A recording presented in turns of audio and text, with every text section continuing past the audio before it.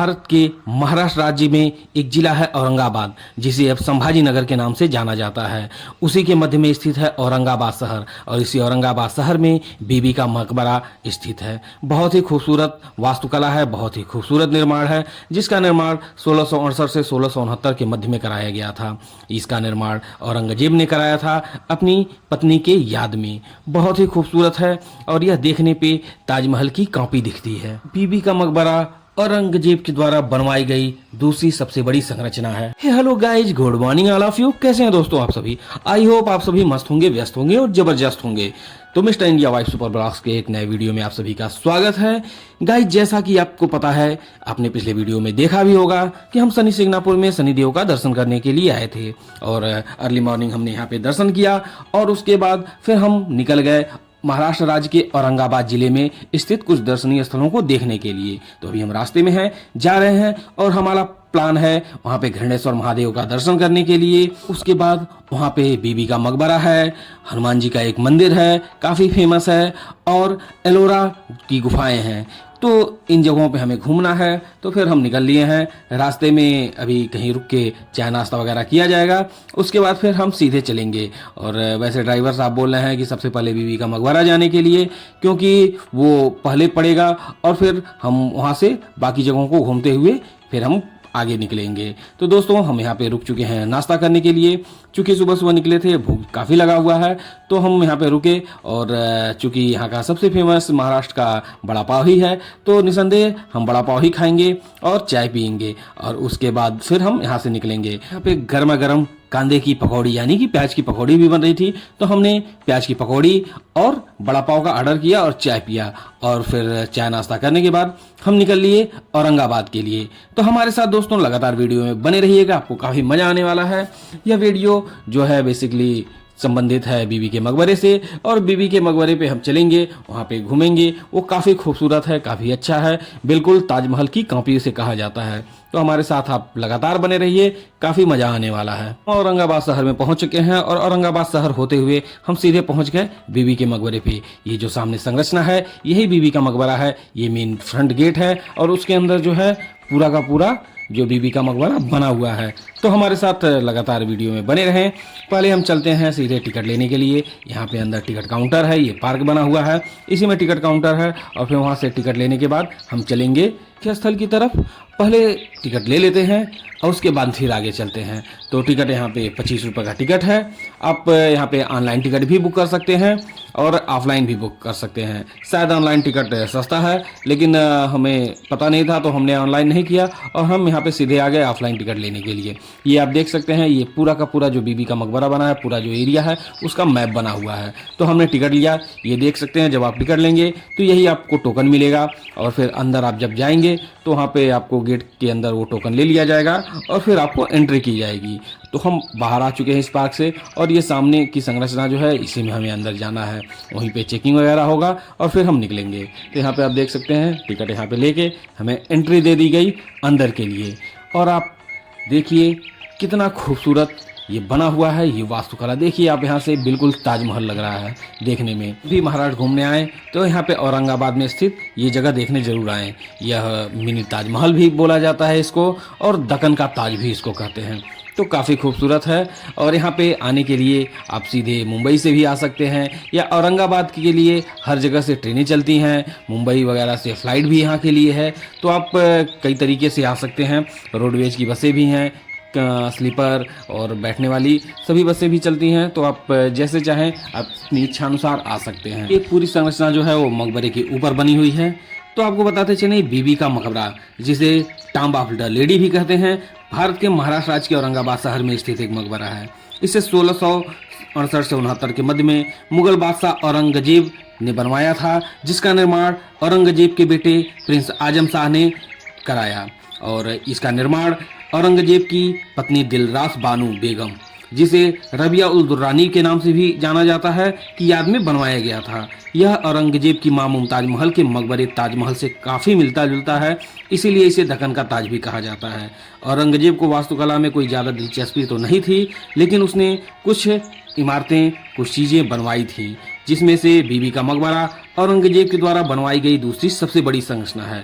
औरंगजेब के द्वारा बनवाई गई सबसे जो बड़ी संरचना है वह बादशाही मस्जिद है। मुस्तफा के तारीखनामा के अनुसार मकबरे के निर्माण की लागत 6,68,203 से 7 लाख के करीब पड़ी थी। औरंगजेब ने इस निर्माण के लिए केवल 7 लाख रुपए आवंटित किए थे और उसी में इसका निर्माण किया गया। यह संरचना कुल 25 एकड़ में फैली हुई है। इसमें से मुख्य गुंबद और 4 मीनार जो हैं वो 3094 वर्ग मीटर में फैले हुए हैं। मुख्य प्रवेश द्वार पर मिले एक शिलालेख में उल्लेख है कि इस मकबरे को क्रमशः एक वास्तुकार अताउल्लाह और एक इंजीनियर हंसपत राय ने डिजाइन करके बनवाया था। इस मकबरे के लिए जो संगमरमर यूज हुआ था वह जयपुर के पास की खदानों से लाया गया था। इस मकबरे को बनाने के पीछे एक यह भी उद्देश्य था कि इसे ताजमहल को टक्कर देना था, लेकिन वास्तुकला और संरचना के अनुपात में गिरावट के कारण इसका कुछ अलग ही परिणाम हुआ। और यह गिरावट सिर्फ और सिर्फ इसलिए हुआ कि औरंगजेब ने कम बजट निर्धारित किया था इसके लिए और उसी बजट में इसे बनवाया गया, जिसके परिणाम स्वरूप बीबी का मकबरा एक अलग ही संरचना बन के तैयार हो गया। आप ये देख सकते हैं, यही राबिया उल दुर्रानी यानी कि दिलरास बानो बेगम जो औरंगजेब की पत्नी थी का कब्रगाह है। प्रयास तो यही किया गया था कि इसे ताजमहल के जैसा ही खूबसूरत बनाया जाए, लेकिन वही है जैसा कि हमने बताया, बजट कम होने की वजह से इसको उस तरह से नहीं बनाया जा सका। इसके जो गुंबद वगैरह हैं और जो मीनार हैं वो मेन ताजमहल से कम हैं, छोटे हैं, और जो इस पे जो संगमरमर है वो भी कई जगहों पे आपको उनकी कमी खलेगी। आपको ऐसा लगेगा कि संगमरमर का कम इस्तेमाल किया गया, और यह सिर्फ और सिर्फ औरंगजेब के द्वारा कारण ही हुआ, क्योंकि औरंगजेब के द्वारा जो बजट कम निर्धारित किया गया उसी की वजह से यह उस तरीके से नहीं बन पाया जैसा कि ताजमहल है। फिर भी आप ये देख सकते हैं, काफ़ी खूबसूरत संरचना है। यहाँ पे जो मकबरा के बारे में पूरा लिखा हुआ है कि इसमें जो उसका इतिहास है पूरा इसमें दर्ज किया गया है। आप यहाँ पे आएंगे तो इसको पढ़ सकते हैं, और आप ये देख सकते हैं काफ़ी चारों तरफ से जो मीनारें हैं, जो इसकी नक्काशी है वो काफ़ी खूबसूरत लगती है। भले ही ताजमहल की यह कॉपी हो, भले ताजमहल की जैसी ये संरचना ना हो पूरी तरीके से, लेकिन फिर भी काफ़ी खूबसूरत बना हुआ है। यह मकबरा अकबर एवं शाहजहां के काल के शाही निर्माण के अंतिम मुगलों के साधारण वास्तुकला के परिवर्तन को दर्शाता है। ताजमहल से तुलना के कारण ही यह अपेक्षा का कारण बना रहा। मुगल काल के दौरान यह वास्तु औरंगाबाद शहर के मध्य हुआ करता था। इस मकबरे को मात्र कम खर्चे की वजह से जो इसकी क्वालिटी गिरी, जो इसकी क्वालिटी में गिरावट आई, उसी के कारण इसको फुहड़ ताज भी कहते हैं, फुहड़ ताजमहल भी कहते हैं, या ताजमहल की फुहड़ नकल भी कहा जाता है। और इसके साथ ही इसे दक्कन का ताज, मिनी ताजमहल, भारत का दूसरा ताजमहल भी कहा जाता है, और इन नामों से भी इसे जाना जाता है। तो यह संरचना आपको कैसी लगी हमें कमेंट करके जरूर बताएं। इसकी खूबसूरती आपको कैसे लगी, यहाँ का जो दृश्य है, जो प्राकृतिक नज़ारा है, यह आपको कैसा लगा, ये भी हमें कमेंट करके जरूर बताएं। और अगर आप यहाँ पे आए हैं, इसके बारे में जानते हैं, यहाँ पे आप घूमे हैं, तो इसके बारे में भी हमें कमेंट जरूर करें और हमें बताएं। तो दोस्तों, हमारे साथ ऐसे ही लगातार सारे वीडियो में बने रहें। इस वीडियो के साथ साथ और भी जो वीडियो हैं उसे भी सपोर्ट करें, इसे भी सपोर्ट करें और हमें ढेर सारा प्यार दें। और हमारे साथ साथ आप ऐसे ही अनेकों जगहों पे भ्रमण करते रहें हमारे वीडियो के माध्यम से, और वहाँ की खूबसूरती, वहाँ के इतिहास, वहाँ के साहित्य, वहाँ की चीज़ों के बारे में जानते रहें।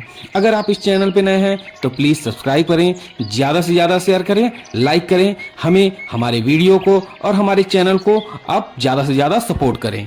यह संरचना काफ़ी प्रसिद्ध है, काफ़ी खूबसूरत है, और इसका जो वास्तु है वह अद्भुत है। इसके जो वास्तुकार हैं अताउल्लाह, वह ताजमहल के प्रमुख डिजाइनर उस्ताद अहमद लाहौरी के बेटे हैं। इस आरामगाह में आराम करने वाली दिलरास बानो बेगम का जन्म ईरान के प्रमुख सफाविदी राजवंश के राजकुमारी के रूप में हुआ था, और वह मिर्जा बदी उज जमान सफ़वी की बेटी थीं, जो गुजरात के वायसराय थे।